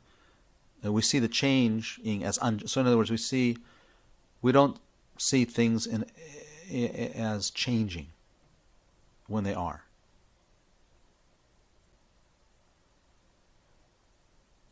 You know, what we do is we hold a mental image. So even the neo-Nazis, those guys, will hold a mental image of them, right? But actually it's all in a state of change. Now it might be changing to something similar, but that's not what I'm talking about. We're getting angry at a fixed mental image. And we do that with whoever you don't like, Trump, whatever.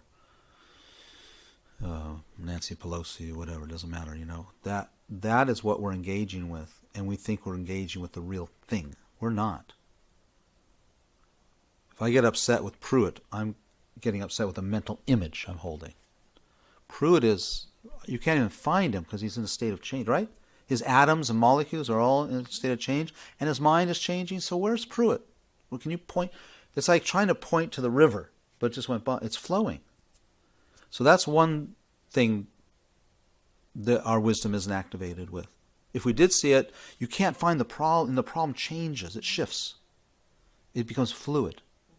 Does it mean that he's sending troops to the border? Yes. But even the troops is a mental image.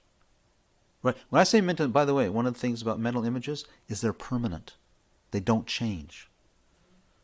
But the fact is, those troops, all that is in a state of change. So I'm not holding the reality of that, even that one little event, or it's a big event, that one event. I'm holding a mental image, and the mental image is permanent, unchanging, doesn't change moment to moment. The fact of the matter is, it's all changing moment to moment, right? So I'm not even seeing the thing I'm complaining about. What I'm complaining about is a fixed mental image that popped up and was, you know, some other time, and then I keep bringing it up. So that's one thing. There's many things that ignorance gets us to see and wisdom doesn't see. The other one is interdependent. We see the interdependent as independent. So when I look at those, when I look at those 5,200 troops, or when I look at the invaders, it looks like those, you see those pictures of the long line crossing the bridge and all that stuff. So when I look at that, and this goes back to our very first discussion 2 hours ago, when I look at that object, I see that object existing out there, right? Right? I mean, everyone says, of course it's out there. Those guys are somewhere in Mexico now. That's not what we're engaging with. Okay? When you look at that object, when we look at that object, even if it's, let's say, the newspaper or the television picture, it looks like I'm looking at it out there, right? Just like it looks like I'm looking at you out there, you see me out here, right? So when we develop wisdom and how things really are, they aren't that way. So what maybe it's an easier example. When I look at you, it looks like you're independently there. Correct? When you look at me, it looks like I'm independent of you. Existing independent, on its own, from its own side. That doesn't exist. that weird? That doesn't exist. I do not exist independent of you. And you don't exist independent of me.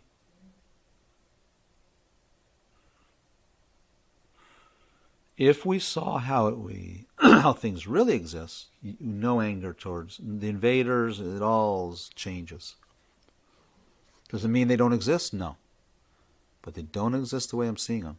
And I see them out there, right? I see them out there. Now they're 800 miles from the border. So we're not going to cover this now because this is a big topic, but I want to present that so that now everything I'm looking at in the turbulent times, I see is out there independent, right? He said this, he said that, she did this, Russia interfered with the election. All that election, Russia, interfere is all seen as out there. It's not out there. Where is it? Huh? In our minds. Is it only in our mind? We created that. We create it. So why do we see it as out there, right? We're mistaken. When we see it as it is, which is an interdependent phenomena, it's dependent upon my eyes, my ears, and then my brain, and then the mental image, and my mind, and my feelings, and it's all kinds of stuff going on. But I don't see any of that process, right? I just see, oh, those invaders. Oh, Trump. Oh, Nancy Pelosi. That's it. It's 9 o'clock. Sorry. We didn't get to compassion, did we? Okay, well, compassion comes up some point. Next it comes up. Yeah. Wait for the microphone. You have to. If you're thinking of others, you'll use the microphone. Okay, I guess. See, that's a reframe. Okay, that's a reframe. Thank you. That made me really feel better. Okay, Bill says it's a joke. Okay. For me, like, we created this. It's like, this is. I hate to compare this to this, but it's the way I'm seeing it. It's like a kitty litter box. It was all sitting there anyway. It was just all covered up. Right. I mean, climate change has been a problem. Racism's been a problem. The problem in the educational system, the problem in the Medicare system. All of this is already been here. It's just that we're shining a light on it, and it's just so much all at once to say, oh, how are we going to deal with this? Yeah. But it's not. Isn't if that we interesting? had been alive and looking and it's all seeing, been there. It's all been there forever. Yeah. That's why Buddha said truth of suffering. It's there. Mm-hmm. But the way I'm looking at it is maybe it's time that the light got shined on all these problems, and whatever's happening is for a reason. Yeah. Well, people always say for a reason, but we make the reason. Yeah. It's either for a reason or not a reason. But it's up to us what the reason is. Right. Right. Yeah. But it's right. It's popcorn. It's like this corn is popping. Then I have a Someone final put question. more. Huh? I have one last question. Yes, please. In the beginning, when you started talking, you said that there's sort of like I don't want to say innate, but this ability in us that's instinctual, like we were talking about ants or whatever, to be clairvoyant or to be intuitive, but we don't develop that part of our brain. Through meditation, are we going to, will we continue to see? I've just been experiencing some things where I'm going, wow, that's kind of coincidental. It's too coincidental. It feels like I knew it was going to happen. Of course. Okay. Well, I do. Well, I mean, yeah. Yeah. Yeah. Okay. For example, when just developing calm abiding,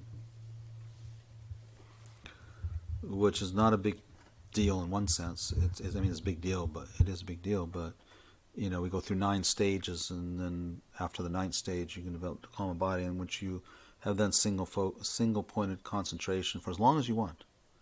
So the hallmark is that you can focus on your object for 4 hours, but really it just gets longer and longer. But that's when you've achieved the 9th stage, I believe. That doesn't mean you achieve calm abiding. That's one step above, but it doesn't matter. You have single pointed concentration. So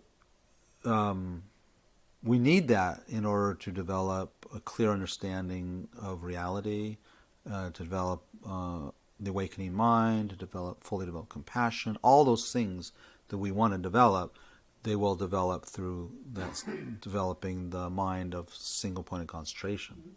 They can develop without that, but they're not sustainable, right? It comes and goes. Because we get distracted by this and that. So we all have compassion, but we don't stay there, right? Or if you're like me, you have it, it goes, and then I get angry at the guy cutting me off, right? So single point of concentration, you don't do that anymore. Once you have that, you don't waver anymore.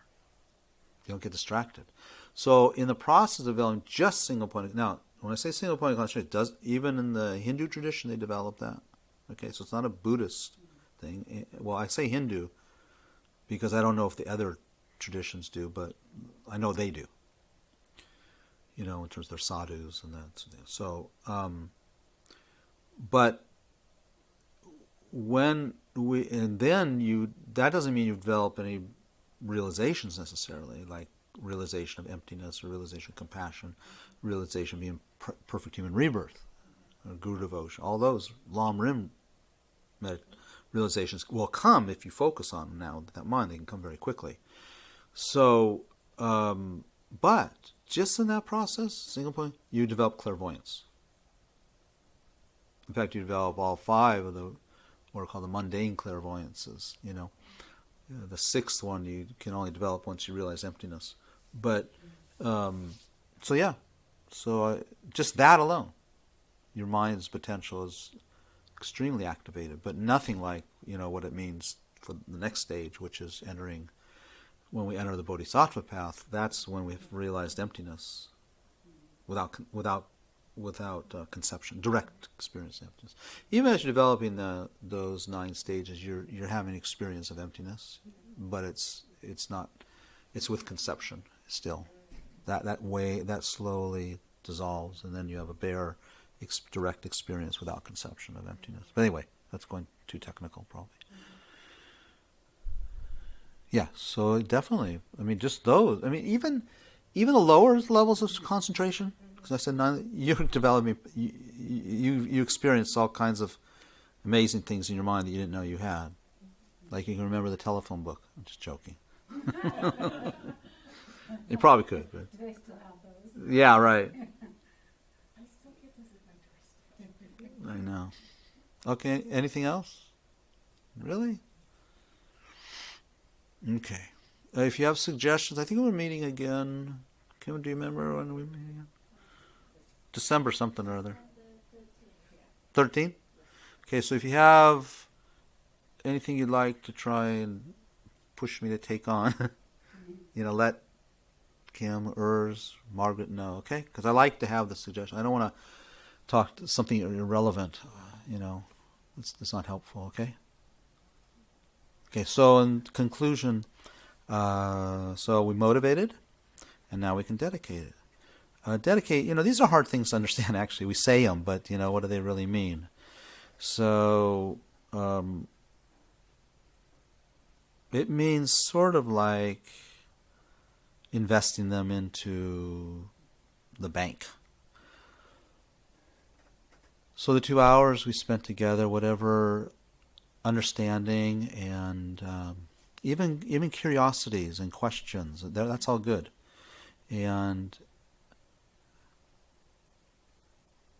insights, or just the time together, then they think to dedicate that these ripen in a way that's of benefit, not benefits myself in developing my own wisdom and compassion, so I'm a better person, and we know now better person means a happier person. And then a better person also is one who's focused on the welfare of others. So let's, think that when these ripen, definitely they'll ripen as wisdom and compassion in our own minds, so that we're also of great benefit and connection to all the other living beings around us and not around us.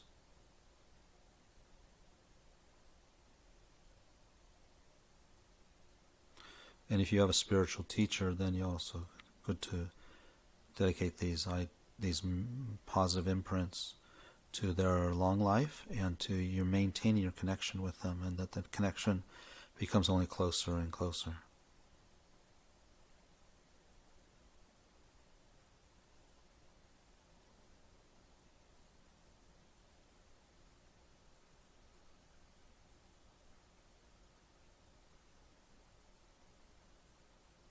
Okay, thank you so much. Thank you.